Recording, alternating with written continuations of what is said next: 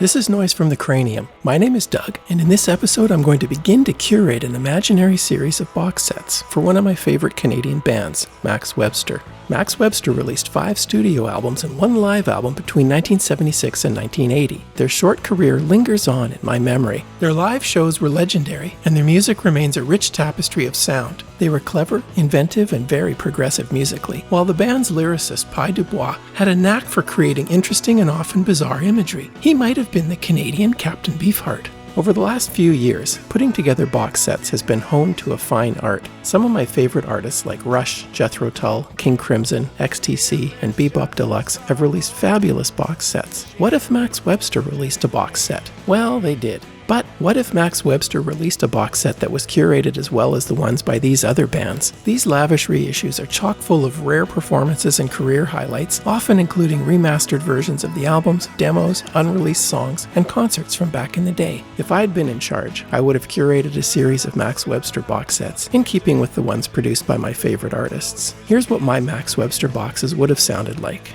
The box for Max Webster's debut album, which came out in May 1976, would be the most expansive. Since Max began in 1973 as a bar band and played over 700 shows before their first album came out, there is a virtual treasure trove of live recordings from this period. In their early bar band days, they performed the usual array of cover tunes, songs by the Rolling Stones, David Bowie, and Led Zeppelin. In addition, they had a penchant for more adventurous material, such as songs by Jethro Tull, performing at least 4 Tull tracks, including Aqualung from February 1974.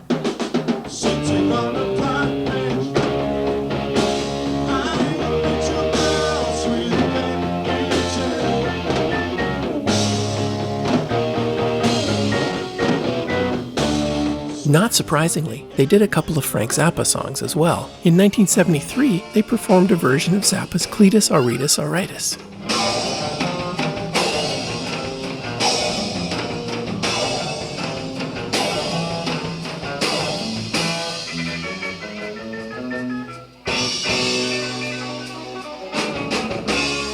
Here's Zappa's Peaches and Regalia from their October 1975 show in Hamilton.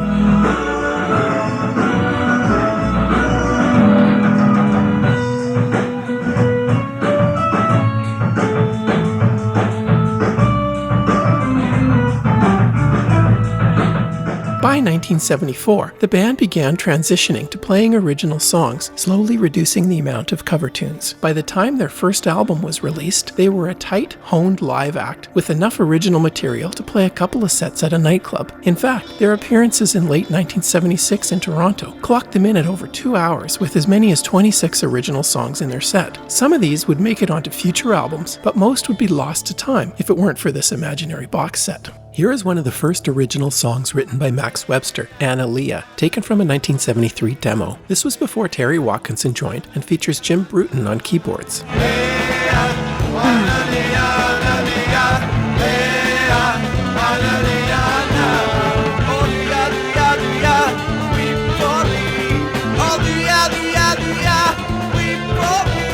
Even at this early stage, the band seemed to come up with interesting musical passages.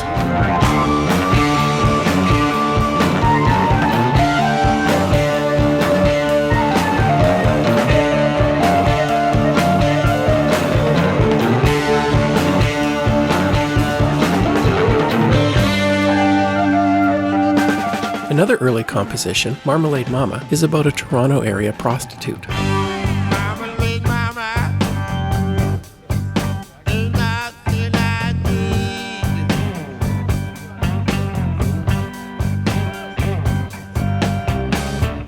Ain't a Marmalade Mama, you give me. A bluesy jam-type song, it is an interesting period piece with Kim Mitchell trading off slide solos every other verse.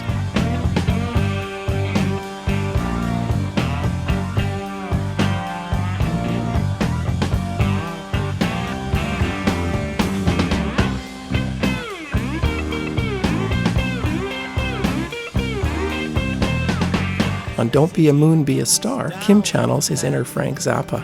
Eat a god! Eat a god! Why is it raining?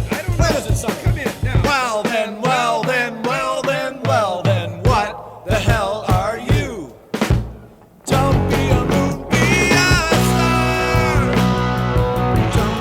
Tiny Pots is basically a jam and is a real funky workout.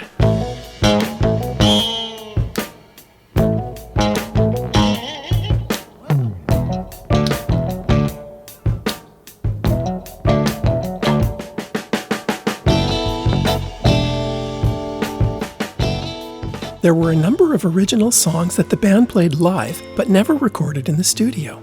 Jim Bruton wrote the music for Dreams Aren't As Real, with Kim Mitchell writing the lyrics.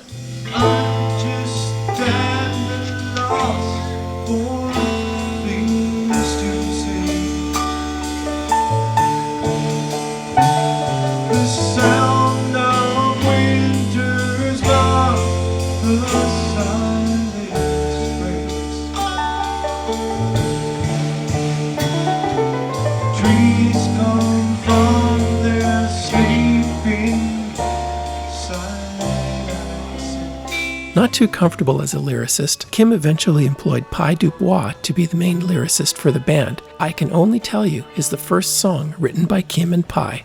I can only tell you that my words were not for sure.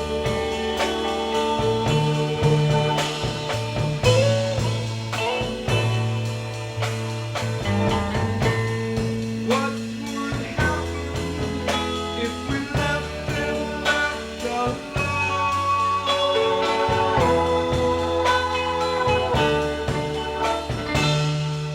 Another Kim and Pi composition is There's No Life. There's no life outside memory. It was cold, I was in the rain. So short the time in coming, and I felt the blame. Reason out the sacrifice, I took away her name. The Chomper was sung by bassist Mike Tilka. Sick of your name, your face, your people, dead again.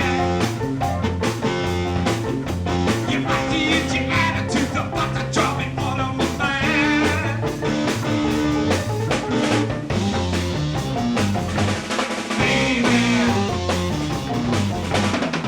Hushra was a very odd piece of music, with band members playing instruments other than the ones they played in the band.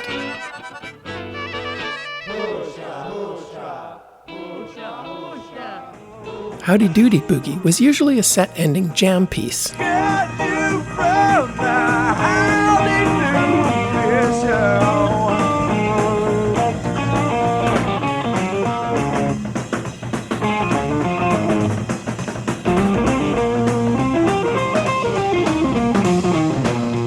show. Leave Me Alone was a driving rocker.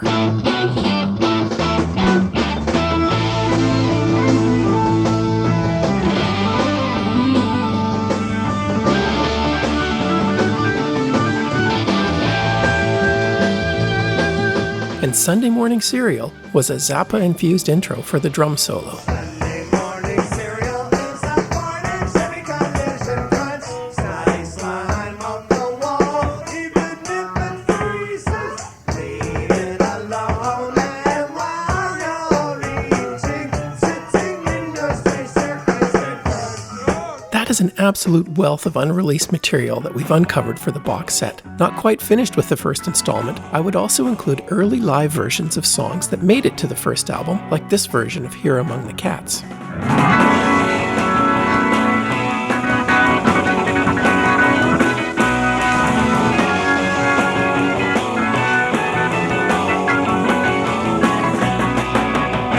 Randy was a mind contractor with a night ice like a bat.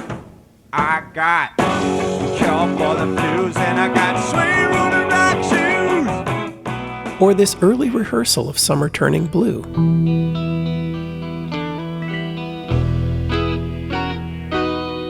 In the summer turning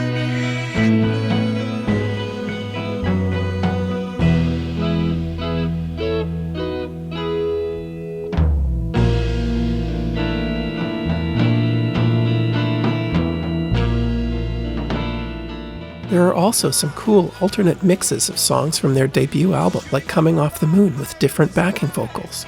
She turns around and looks at all the people's eyes.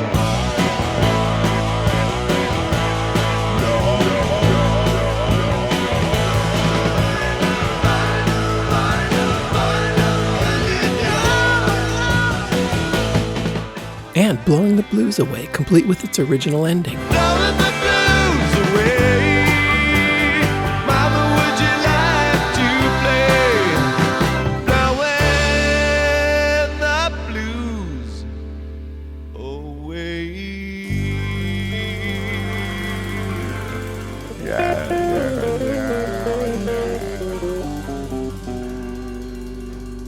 Indeed. On the next episode, I'll continue delving into my Max Webster fantasy box set. I would be remiss if I didn't thank my friend Bob Wagner, without whose exemplary research this episode would not exist. I'm going to leave you with an excerpt from a fascinating 17-minute version of Lily, a song from the debut album that would have taken up an entire side if it wasn't eventually honed down to 7.5 minutes. This has been Noise from the Cranium. Thanks for listening, and I'll catch you next time. Yesterday you felt so damn happy that you'd run away from home. Who's to say that in the end decision wasn't your own?